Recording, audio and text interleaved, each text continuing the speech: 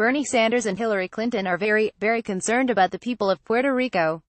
Both have joined the mayor of San Juan in criticizing President Trump for not doing enough for the Commonwealth in the aftermath of Hurricane Maria. Seriously, where have they been? Where were they when Puerto Rico's debts ballooned to $123 billion, thrusting the economy into an 11-year recession? Where were they when 50,000 of the island's best and brightest hightailed to the mainland every year, looking for jobs and opportunities, as median household income sank to $18,626 as compared to $56,516 on the mainland? Where were they as the territory's power system went bust, while its administrators came under FBI investigation for stealing from the people of Puerto Rico? They were nowhere to be seen, except of course during election season.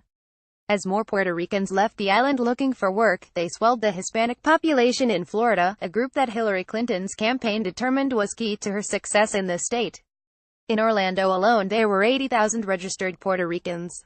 Signing up new Puerto Rican voters, who as residents of the U.S. are allowed to cast a ballot, became a critical tactic in Clinton's Florida strategy.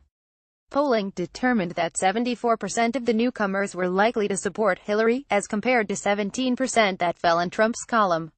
Hillary appealed to Puerto Ricans in New York, Florida, and elsewhere by appearing to support their enthusiasm for statehood. She didn't bother to campaign in the territory, even though winning Puerto Rico's Democratic primary helped her quest for the nomination last year. She sent Bill instead.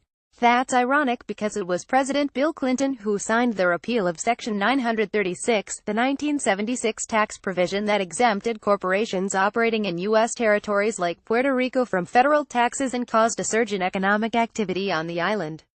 That loophole caused numerous U.S. companies to set up shop in Puerto Rico, extending an industrialization program initiated in the 1950s called Operation Bootstrap. Over the period 1950 to 1980, per capita GNP rose tenfold while disposable income soared 1,600%. In the 20 years following the repeal of the tax advantage, manufacturing jobs were cut in half. 10 years after Clinton signed the phase-out into law, employment peaked in Puerto Rico, and the government started borrowing to make ends meet.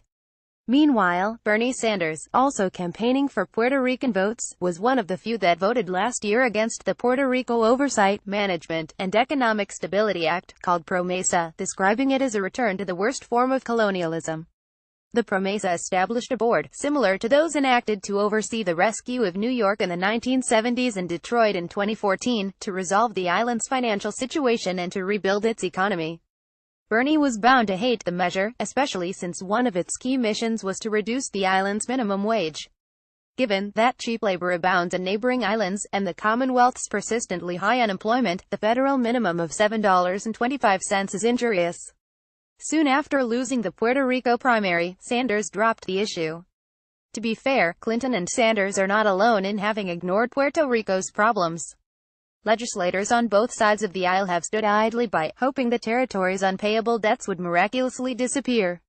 Now that the island's dysfunction has morphed from dangerous to fatal, and Puerto Rico is blaming Hurricane Maria and Donald Trump for its misfortunes, Americans are taking a hard look at just how badly the Commonwealth has been mismanaged. They're discovering that the damage wrought by recent storms, and the inadequate emergency response, was inevitable. The Federal Oversight Board claimed in its filings that the local government is unable to provide its citizens effective services. A year ago, the New York Times wrote that the territory's towering debt burden had crowded out other governmental spending in Puerto Rico, leaving a wake of devastation: closed schools, fewer hospital beds, homeless people squatting in abandoned houses. These conditions were devastating. Hurricane Maria made them life-threatening.